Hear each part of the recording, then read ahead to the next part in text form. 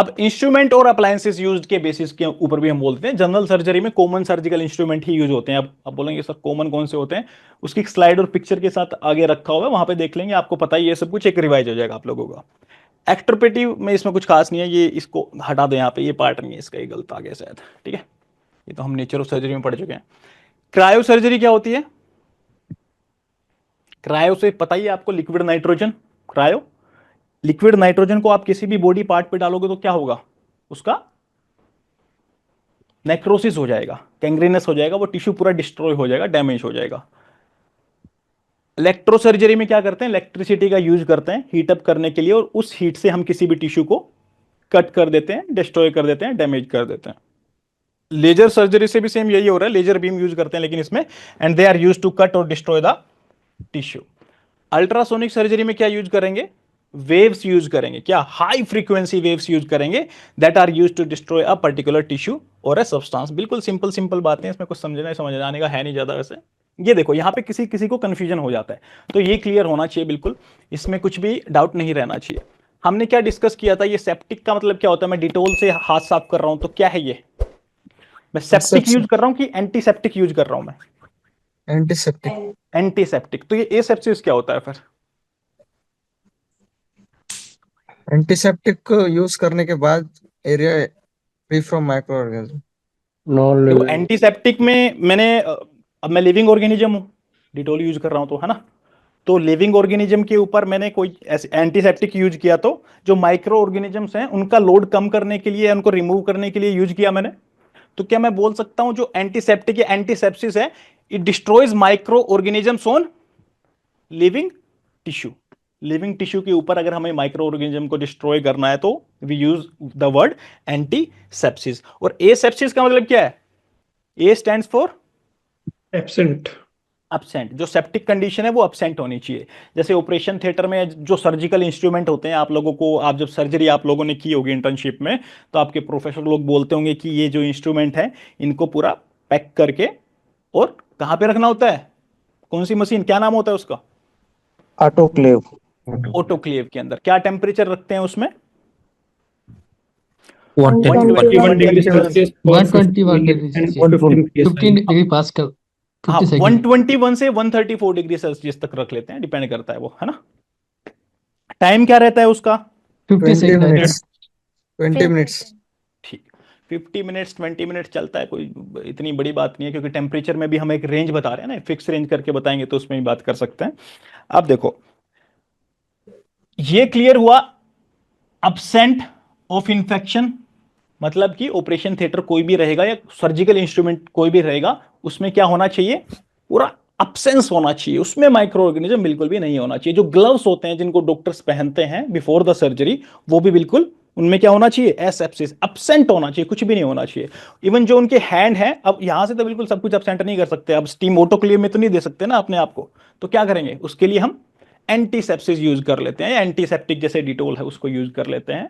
तो समझ में आया इसमें और इसमें क्या डिफरेंस है? बेसिकली यहां पे लिविंग ऑर्गेनिज्म पे माइक्रो ऑर्गेनिज्म को कम कर रहे हैं, और यहां पे क्या कर रहे हैं, वी आर मेकिंग श्योर कि ऑपरेशन थिएटर के अंदर या जो इंस्ट्रूमेंट है, जो ग्लव्स हैं, वहां पे अब्सेंट ही हो। ठीक है, अब बात कर लेते हैं डिसइंफेक्शन। ये डिसइंफेक्शन क्या हुआ, जो पैथोजेनिक ऑर्गेनिज्म होते हैं ना, उनको अगर हम रिमूव कर दें तो वी कॉल इट डिसइंफेक्शन।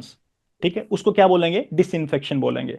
तो स्टरलाइजेशन क्या होता है फिर, या स्टरलाइज क्या होता है? इसमें सर पैथोजेनिक और नॉन पैथोजेनिक दोनों ही डिस्ट्रॉय करते हैं।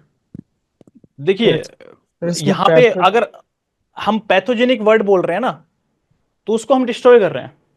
अब नॉन पैथोजेनिक को ना भी डिस्ट्रॉय करो, क्या ही फर्क पड़ रहा है, मतलब चलो ठीक है कर दिया आपने तो, लेकिन उससे क्या ही अलग हासिल हो गया, हमें कुछ फायदा हुआ क्या? कुछ तो, स्टरलाइजेशन में पैथोजेनिक और उसके स्पोर्स दोनों ही मार देते हैं। यस, क्योंकि जो पैथोजेनिक ऑर्गेनिज्म होते हैं ना यार, वो तो डिस्ट्रॉय हमने डिसइंफेक्शन में कर दिए। अब स्टरलाइजेशन में इससे ऊपर एडवांटेज क्या है, इसमें ये वाले तो ऑर्गेनिज्म सारे जाएंगे जाएंगे, प्लस में जो स्पोर्स होते हैं ना, जिनको हाई टेम्परेचर पे किल करना भी बहुत मुश्किल होता है, उसके लिए हम स्टरलाइजेशन यूज करते हैं, जिससे पैथोजेनिक ऑर्गेनिज्म तो जाएंगे जाएंगे, साथ में उनके स्पोर्स भी खत्म हो जाएंगे, क्योंकि स्पोर्स को डिस्ट्रॉय करना बहुत मुश्किल होता है, आप सभी भी जानते हैं बात, ठीक है। तो खतरनाक कौन से वाला है, डेंजरस कौन सा है इनमें से, बिल्कुल जो क्लीन कर देता है, डिसइंफेक्शन की स्टरलाइजेशन? Sterilization. स्टरलाइजेशन। अब लिविंग ऑर्गेनिज्म के सरफेस से मेरे को माइक्रो ऑर्गेनिज्म का लोड जो है वो कम करना है, तो उसको क्या बोलेंगे इस प्रोसेस को? Antisepsis. एंटीसेप्सिस।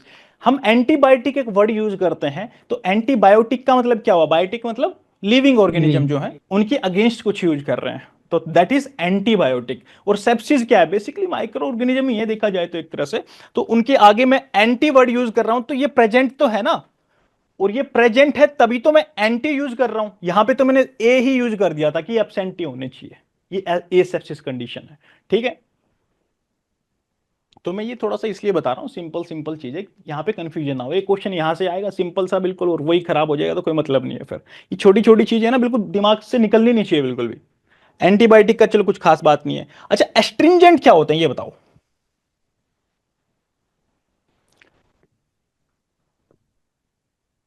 क्या होते हैं एस्ट्रिंजेंट?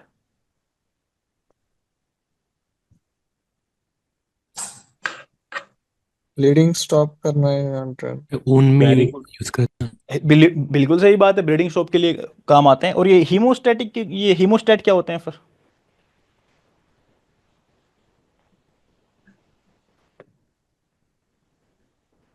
इतने सारे बच्चे हो, ये तो बहुत ही हीमोस्टेट स्टॉप करता है सर ब्लीडिंग। सही बात है। ठीक और है, एस्ट्रिंजेंट में केमिकल भी हो सकता है, मतलब केमिकल जो कॉन्ट्रैक्ट करे टिश्यू।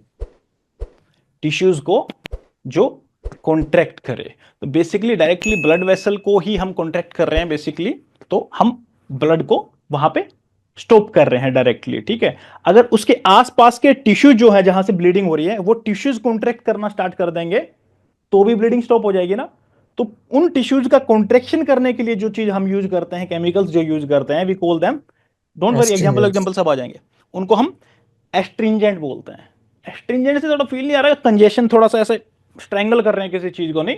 एस्ट्रिंजेंट टिश्यू है जो आसपास का जहां पे ब्लीडिंग हो रही है, वो कॉन्ट्रैक्ट करेगा तो ब्लीडिंग स्टॉप हो जाएगी, क्योंकि कॉन्ट्रैक्ट हो गया है ये टिश्यू, ठीक है। और हीमोस्टेट तो सिंपल हीमोस्टेट है, ठीक है, उसको ब्लड वेसल से ये कर सकते हैं हम उससे।